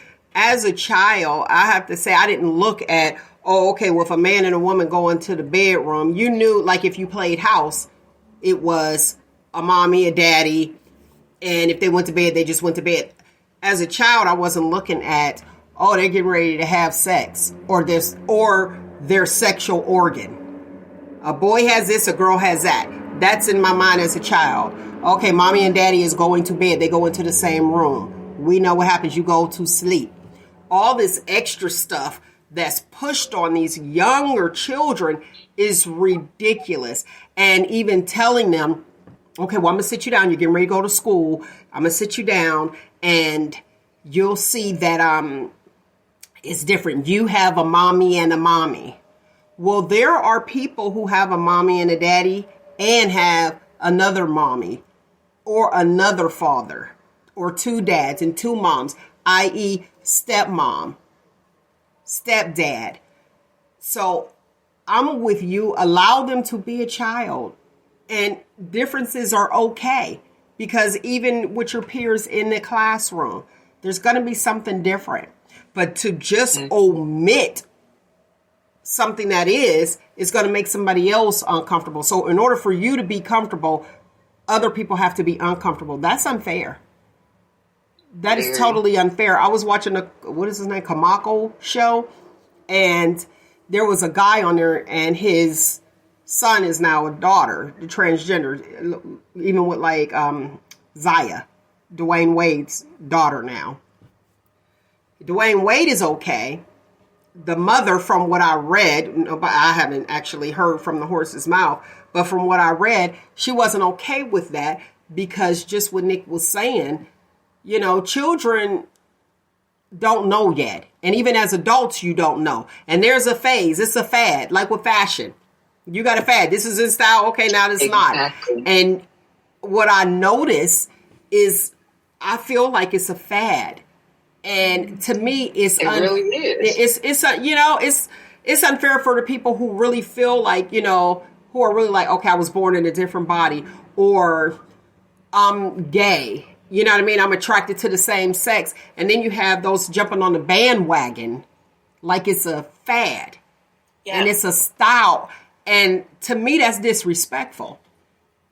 Very. And that's what it seems like it's been a lot of lately, is people just jumping on the bandwagon, because then 5 or 10 years down the line now, they're going to be back. And I know a couple people who did that. They jumped on the bandwagon and decided to try it out for a while, and then it didn't work for them, so they went back the other way. You know, so like, but then if you tell them they're bisexual, they'll cuss you out. No, I'm not. Well, I think that's why there's a distinction between like being bisexual and bi-curious. And bi-curious, exactly. And I think that even if you say bi-curious, they don't want to accept that label. But what were you doing for a couple years? Like, you were curious to see what it was. So it's like, it's a fad. And like you said, Mel, it's very disrespectful, because if you're gay, or if you're a lesbian, or even if you're bi, that's how you are, period. Own it, claim it. But it's just, you're gonna be that way all the time. It's just not for the time being, because everybody else is doing it. And that's what it seems like, even with these children, because it's being pushed on these kids. And I'm sorry, but and somebody is probably gonna stop pushing your sexuality choices on these children, i.e. these cartoons now, television shows that it's like, now it's being pushed on these kids. Let these kids, like, y'all don't get it. Let kids be kids. I mean, let them be kids. We can't keep pushing our agendas on these babies. That's when you get a lot of screwed up, when they get older, they get screwed up, they're in therapy, or they're confused and things are going on, they're acting out and you don't know why. Stop. We need to stop as adults pushing our agenda on it. And that's what we're doing. Okay. That's what we're doing. Because like, it's a fad. To me, it's a fad. I'm sorry. It's a phase. It's a fad that everybody going through all of a sudden. Like, keep your, if you're proud, I'm not mad at you. Of course, be that. But, like, we don't need to know everything. We don't need to know blah, blah, who you sleeping with? Play, none of that. We don't need to know who you sleeping with. I ain't got interested. Go ahead, Amber. Do you have to fight? I was going to add that this is a good example of, like you were saying, Mel, let's add to the to the phrase, to the terms, like let's add more, not take away. And I think this is a great example of, the issue, and it's clarified by words of being bisexual versus being bi-curious. A curiosity is something you're just exploring. You're not sure how you feel. You don't even really know what it is. That's why you're curious. You want to find out, right? And so to say, okay, you're not bisexual, you're bi-curious. There's a curiosity. That's way less committal than I am bisexual. And I think there's a lot of people, I think bi-curious is very common and accepted now. And because now that there's a correct, accurate title to it, people still want to get offended when it really is an accurate label. Like how, for example, how about who? Trans attracted men. They don't want to be called, don't call me gay because I'm not gay. Okay, you're not gay. You're trans attracted, and they'll still be offended by being termed trans attracted because guess what? You're not heterosexual. You said guess what you're not. It is a part of that rainbow. You're not gay. Okay, you're not gay, but you are something. Okay. So how about greedy? There's an old word. You're greedy. And now they term it sexually fluid. Right, exactly. Another one. Just greedy. Yeah. You're just greedy. And go ahead, do what you want to do in your bedroom. I'm not interested. How y'all doing? Boom, we out in public. Let's kick it. That should not be a conversation. A daily conversation early in the morning, sitting there like, yeah, I was up. Yeah, he had me bouncing. We just got here. Like, good morning. I think people are just so out with everything that they're doing. Some things, to me, need to be kept sacred. Private. What we do here is what we do here. Like, has society changed so much that you look at everybody and be like, oh, okay, I wonder what they got going on?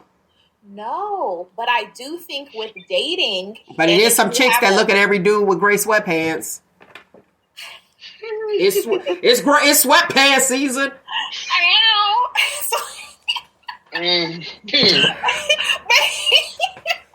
But no, I think when it comes to dating and considering someone, even if you're not dating, but like maybe you meet someone and you're like, maybe I'll start dating them. Like maybe there's a connection here. Maybe there's some feelings, right? Or like maybe there's some sexual attraction, but I'm not sure. If you are even starting to remotely explore having a sexual or romantic connection with someone, then most definitely what they're into, what their history is. Well, that's when you need to discuss it. That it matters. Definitely matters. That's when you need to discuss it. Or think about it, ponder it. I not think about it, ponder it. I need to know what's going on. Like, remember we had, Eugene on? Why I Sleep with Down Low Husbands? That needs to be a discussion. Check that episode out. Yeah, bring that back out, right? So when he was talking, he said what he said, and I loved his honesty. His thing was, this is why I sleep with down low husbands, because you're not doing what he wants you to do. He wants to be straight and not gay. But like you said, Amber, yeah, okay, and Nick, y'all like, well, what do you call it? But his girl won't do those type things. And if he asked her to use a dildo, then she gonna go tell everybody, probably in the church, he gay, da-da-da-da. That's why he won't say anything. And that's what I got out of that show with, why I sleep with down low husbands. This is why. But he actually shared that he likes both. Remember Eugene said he likes both, but he likes a masculine female. Right. So you find what you find, but let's talk about when a child wants to switch teams, and one of the parents are not okay. So this guy, he ended up transitioning to be a female, and his mom was okay with it, but the dad wasn't. And the dad was still calling him his birth name. And everybody jumped on this bandwagon to cancel the dad out. But why is it that everybody has to agree, this is what you want to do because you're more comfortable, but dad was uncomfortable and you won't respect dad's feelings? So why is it that we can't stand by what we want, but you can? You understand what I mean? Do you understand the question? Yeah, like, Why does there have to be? Go ahead. respect. We just need to learn to respect each other's opinions, and that's where the lines always get crossed, because you don't respect my opinion, but you expect me to respect yours. That's not gonna work. It's not. That's just like the saying, agree to disagree. Like, you have to be, and that's where we lose. You have to be respectful. But Whether what? you like it or not, Or be just be considerate. respectful. Or be considerate Yeah, of their that's what- feelings. Go ahead, Amber D. My question for this story that you're bringing up was the person that was transitioning, were they a minor? No. Oh, they were adults. It There was were wrong. the senior year, he was looking at his son for the prom, and he had a whole dress on. So the dad thought it was the daughter. He had no idea that it was the son. Now, some would say, well, where was the dad? Was he absent? The dad didn't live in the same area, and the dad was incarcerated some years. The dad gets out, but the dad is still calling him who he knew him to be, his son. And his name, he was calling him his birth name. Here's my thing with younger people, and I'm going to use Zaya since his parents are celebrities, public figures. And kudos to them. But as a parent, why aren't you looking at, this is who I birthed? I can't remember the one lady's name. She's popular. She was on different shows too, saying, my son is still my son. And you can't make me. Do you remember her? I can't remember. She's a senator or something. Yeah, she's I a politician. And she said her son is still her son. You can't tell me that that's not my son. And people are jumping on the bandwagon trying to cancel her because she gave birth to a son and he now wants to be a daughter, and she's still looking at him as her son. Mm-hmm. We need to take into consideration that, okay, this is how you feel, but what about how I feel? Because here's the thing that these children, I'm sure they hadn't paid attention to. As a parent, if one of my children decided to switch over and you want me to accept you as this person, and today is, what's today, the 15th? What's today? Yeah, the 15th. Today is October 15th. One of my children decided to switch over, and you want me to call you this name, Susan, or I don't know if I heard Mike or whatever. Here's what you need to consider. So as of October 15th, I'm calling you Susan, but you want me to erase everything from the day you were born to October 14th.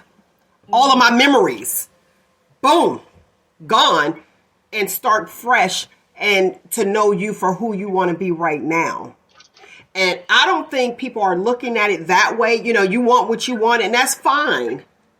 But you have to give a parent some time to say, okay, because as a parent, you remember the day you birthed your child, all the funny things that happen. You know what I mean? Like if your child transitioned, I remember, you peed, boom, like a puppy, like my grandson. They peed like a puppy right on the floor. Like, I was like, what?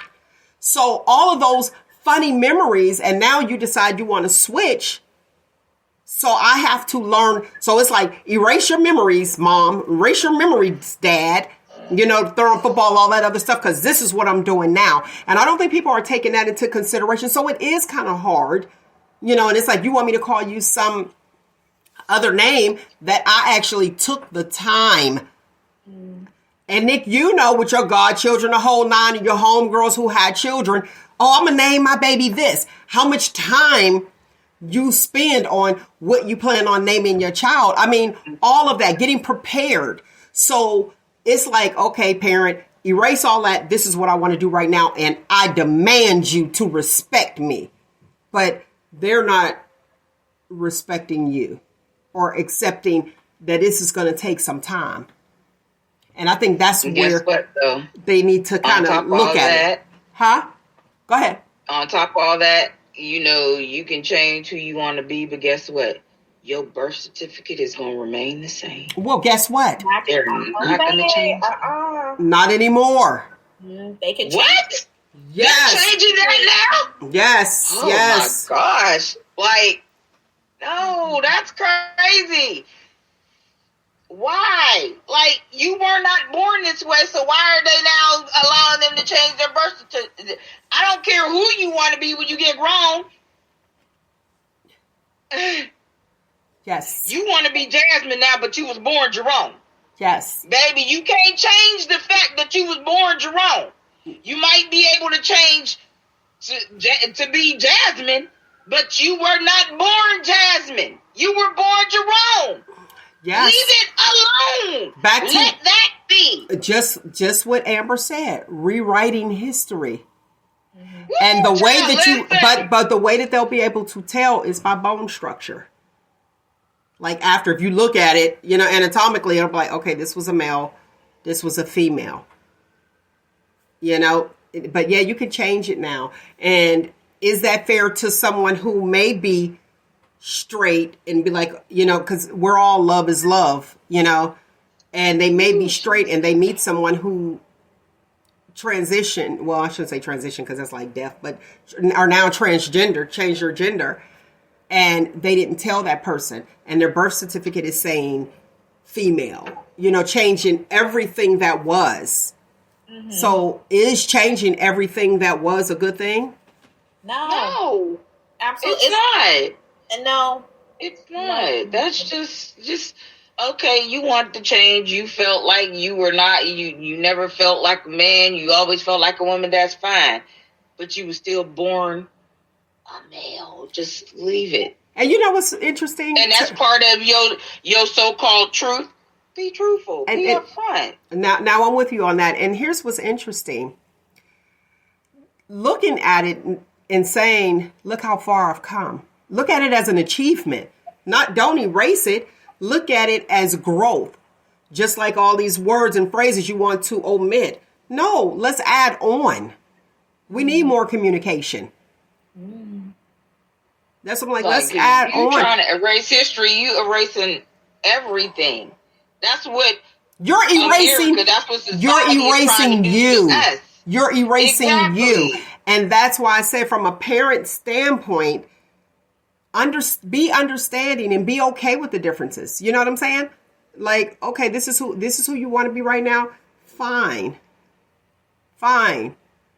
But can I have a level of compassion? You want me to show you compassion and accept me with my process and my thoughts. Like, this is going to take some time. Maybe I need counseling too. Like, let's do this together. We both can counsel together. So, so that I can get some understanding and clarity. What you got, Amber D? Go ahead. I'm just thinking myself personally, and if my son was like, oh, I always felt like I wanted to be a girl. And I'm just thinking, if I'm really putting myself in that parent's shoes, like, I would reject it. I'm sorry. It wouldn't be like, well, give me some time. And I'm going to be like that politician.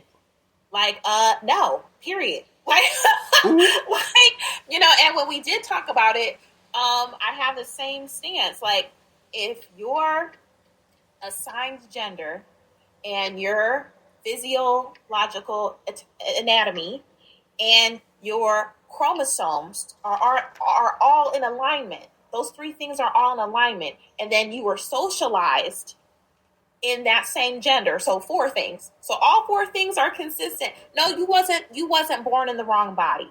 There wasn't a mistake made. Everything's consistent across the board. You wrong. You're mistaken. You confused. Sorry. And that's how I would feel as a parent to my own child. Sorry. Why are you apologizing for your truth? I mean, I just got to say that because I did that on Be Inspired. These useless apologies. Like, we should not have to apologize for our truth. Like, And call it what you want. Call it what you want. You are allowed to express your truth. Everyone is allowed to express their truth until what? Somebody's offended? Who? Somebody that you don't know? That's what we got to look at. Somebody that you don't know. If you care about somebody, you're like, okay, well, I don't want to hurt your feelings. But what about my feelings? So me not expressing my truth to save yours, you know what I mean? To save your feelings is causing me stress and anxiety. Now I got to go and get medicated.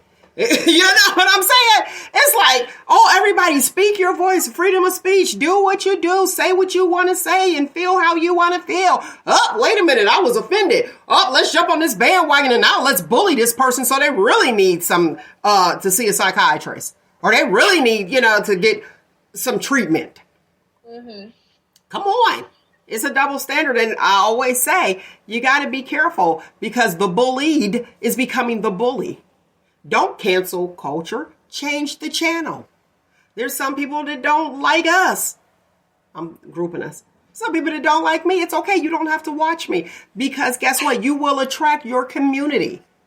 Yeah. You will attract your community. Okay. I don't expect you to come to dinner.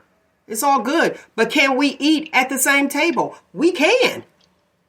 We definitely can do that. All right, lovely people. We coming to the close of the show. Hey, listen, I got to get this stuff done right now. Food drive by honoring breast cancer survivors. Benefiting protested family services to help those in need for the holidays. Faith, Hope, Cure. When? Saturday, October 29th, it's a food drive. Let me put that out there. Saturday, October the 29th, 1320 Belmont Avenue, Youngstown, Ohio, DMHD Family Practice parking lot. That's Dr. Dave.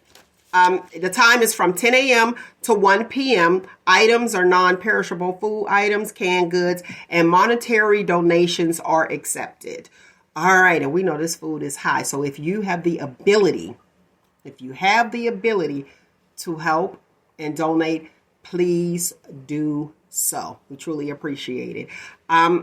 Today's show goes to a good friend of mine, Lisa Reed, who passed away from breast cancer. Yes. And all those out there who survived breast cancer, we love you here on Shop Talk, and just know that. So let me give you today's footnote. And it's actually a question. Why? Tell me again, why can't we get along and accept the differences from each other? Why? We should be able to do that, right? All right, I want to say goodbye to my co-hosts. I'm bringing them back, all right? So, lovely people, let's give it up to Nick the Voice, who joined us today. Thank you for coming on, Nick the Voice. Say goodbye. I told you I can't sing. I'm tone deaf. And also to the lovely Amber D. the Analyst. She gonna give it to you. We already know. Hey guys. All right, you know what it is. Find you, embrace you. Most importantly, always, always love you. Until next week, people, you know what it is. Shop Talk on your favorite podcast.